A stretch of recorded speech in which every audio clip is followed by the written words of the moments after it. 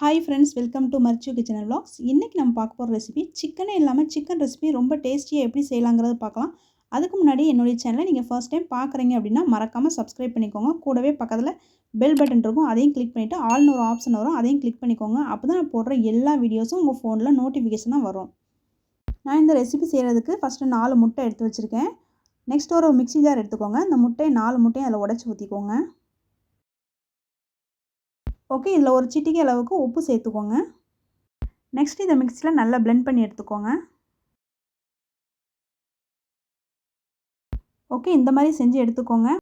Next இது கூடவே சின்ன சின்னதாக கட் பண்ண பச்சை மிளகாய், அப்புறம் கொஞ்சமாக கருவேப்பிலை குட்டி குட்டியாக கட் பண்ணி வச்சுக்கோங்க. இந்த மாதிரி கருவேப்பிலை நீங்கள் வேணுன்னா சேர்த்துக்கோங்க, இல்லைன்னா ஸ்கிப் பண்ணிக்கிடலாம். அப்புறம் ஒரு மீடியம் சைஸ் வெங்காயத்தை சின்ன சின்னதாக கட் பண்ணி எடுத்து வச்சுருக்கேன். இதையும் இதோட ஆட் பண்ணிக்கிடுறேன். இப்போ இது கூடவே மிளகு சீரகத்தூள் 1/2 டீஸ்பூன், தனி மிளகாத்தூள் 1/4 டீஸ்பூன், அப்புறம் கரம் மசாலா இருந்துச்சுன்னா ஒரு 1/4 டீஸ்பூன் சேர்த்துக்கோங்க இதில். ஓகே, இது இப்போ எல்லாத்தையுமே ஒரு ஸ்பூன் வச்சு நல்லா மிக்ஸ் பண்ணி எடுத்துக்கலாம்.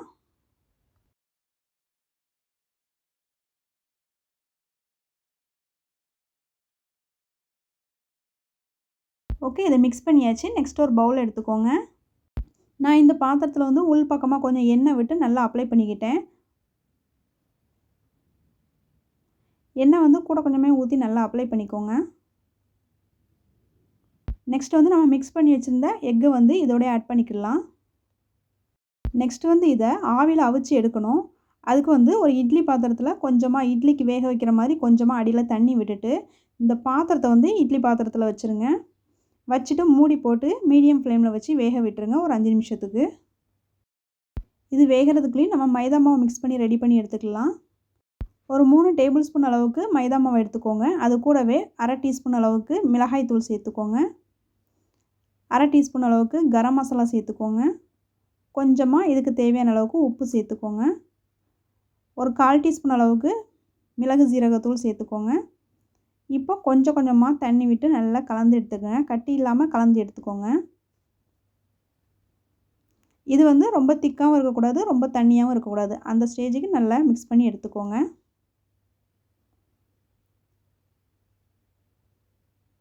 பாருங்கள், இந்த கன்சிஸ்டன்சிக்கு இருக்கிற மாதிரி பார்த்துக்கோங்க.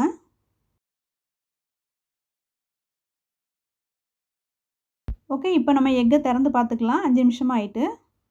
ஓகே, இப்போ ஸ்டவ் ஆஃப் பண்ணிவிட்டு இதை வெளியே எடுத்துடலாம். ஃப்ரெண்ட்ஸ், என்னுடைய வீடியோ பார்க்குற சில பேர் வந்து என்னுடைய சேனலை சப்ஸ்கிரைப் பண்ணுறதில்ல. என்னுடைய வீடியோஸ் வந்து உங்களுக்கு பிடிச்சிருந்துச்சுன்னா கண்டிப்பாக சப்ஸ்கிரைப் பண்ணிவிட்டு பாருங்கள், லைக்கும் பண்ணிக்கோங்க. அப்போ தான் நான் போடுற ஒவ்வொரு புது வீடியோஸும் உங்கள் ஃபோனில் நோட்டிஃபிகேஷனாக வரும். ஃப்ரெண்ட்ஸ், என்னுடைய சேனலில் பிரசவத்துக்கு பிறகு பெண்கள் சாப்பிடக்கூடிய சுக்குக்களி, ஓமக்களி, அப்புறம் பிரசவ மீன் குழம்பு இது எல்லாமே செஞ்சு காமிச்சிருக்கேன். இதோட லிங்க்கை வந்து டிஸ்கிரிப்ஷன் பாக்ஸில் உங்களுக்கு கொடுக்குறேன், செக் பண்ணி பார்த்துக்கோங்க. இந்த வீடியோ பற்றின ஏதாவது டவுட் இருந்துச்சுன்னா கமெண்ட் பாக்ஸில் சொல்லுங்கள். இப்போ இந்த எக்கை வந்து இந்த மாதிரி சின்ன சின்னதாக கட் பண்ணிக்கோங்க.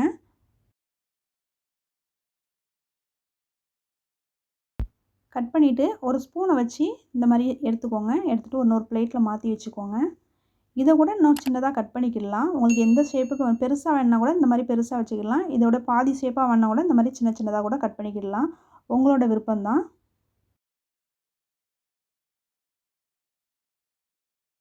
ஓகே, இது ரொம்ப பெருசாகவும் இல்லாமல் சின்னதாகவும் இல்லாமல் மீடியம் பீஸ்க்கு வந்து நான் கட் பண்ணி எடுத்திருக்கேன். பாருங்கள், இந்த மாதிரி கட் பண்ணி எடுத்துக்கோங்க. ஓகே, நெக்ஸ்ட் வந்து நம்ம ஏற்கனவே ரெடி பண்ணி வச்சுருந்த மைதா மாவு மிக்ஸில் இதை ஒவ்வொரு பீஸாக டிப் பண்ணி எடுத்து எண்ணெயில் போட்டு பொரிச்சு எடுத்துடலாம். நான் எண்ணெயை வந்து நல்லா சூடு பண்ணி வச்சுருக்கேன். இதை பொரிச்சு எடுக்கும்போது மீடியம் ஃப்ளேமில் வச்சுக்கோங்க.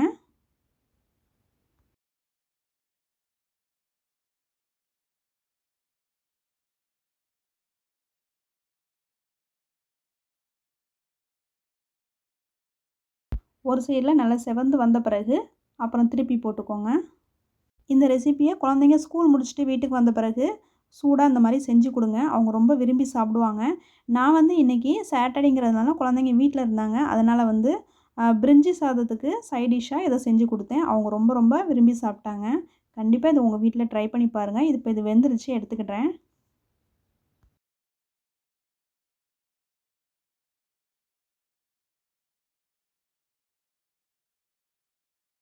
ஓகே, நான் இப்போ எல்லாத்தையும் பொரிச்சு எடுத்துக்கிட்டேன். நெக்ஸ்ட் வந்து ஒரு கடாய் ஸ்டவ்வில் வச்சுக்கோங்க.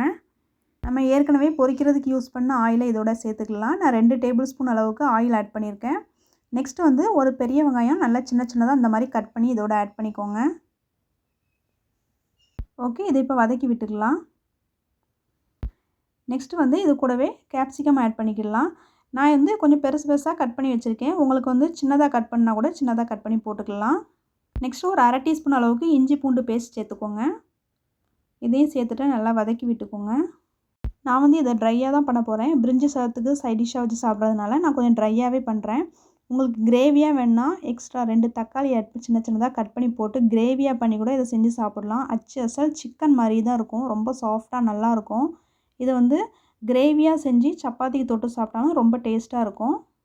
நான் இதில் வந்து 1/2 டீஸ்பூன் அளவுக்கு மிளகாய்த்தூள், கொஞ்சமாக கரம் மசாலா, அப்புறம் வந்து கொஞ்சமாக மிளகு ஜீரக பவுடர் போட்டு சிம்மில் வச்சுட்டே லேசாக வதக்கி விட்டுக்கிட்டேன். நெக்ஸ்ட் இது கூடவே டொமேட்டோ சாஸ் ஆட் பண்ணியிருக்கேன். 1 டேபிள் ஸ்பூன் அளவுக்கு டொமேட்டோ சாஸ் ஆட் பண்ணியிருக்கேன். நீங்கள் இதை கிரேவியாக செய்கிறீங்க, தக்காளி போட்டு கிரேவியாக செய்கிறீங்கன்னா டொமேட்டோ சாஸ் ஆட் பண்ணணும்னு தேவையில்லை. இப்போ இது எல்லாத்தையும் நல்லா மிக்ஸ் பண்ணி விட்டுக்கலாம்.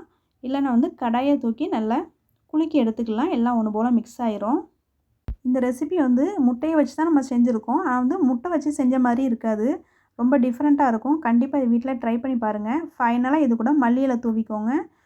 ஃப்ரெண்ட்ஸ், இந்த ரெசிபியை ஈஸியாக நம்ம வீட்டில் உள்ள பொருளை வச்சே ரொம்ப ஈஸியாக செஞ்சிடலாம். வீட்டில் கண்டிப்பாக ட்ரை பண்ணி பாருங்கள். உங்கள் குழந்தைங்க ஸ்கூல் விட்டு வந்தாங்கன்னா கண்டிப்பாக இதை சூடாக செஞ்சு கொடுங்க. அவங்க அவ்வளோ விரும்பி சாப்பிடுவாங்க. அடுத்தப்பல இதுதான் வேணும் அப்படின்ட்டு கேட்பாங்க. ஃப்ரெண்ட்ஸ், இந்த வீடியோ உங்களுக்கு பிடிச்சிருந்துச்சுன்னா லைக் பண்ணுங்கள். மறக்காமல் சப்ஸ்கிரைப் பண்ணிவிட்டு பக்கத்தில் பெல் பட்டன் இருக்கும், அதையும் கிளிக் பண்ணிக்கோங்க. நெக்ஸ்ட் வந்து நான் வேறு ஒரு வீடியோவில் உங்களை மீட் பண்ணுறேன். இது வரைக்கும் நீங்கள் வீடியோ வாட்ச் பண்ணதுக்கு தேங்க்யூ.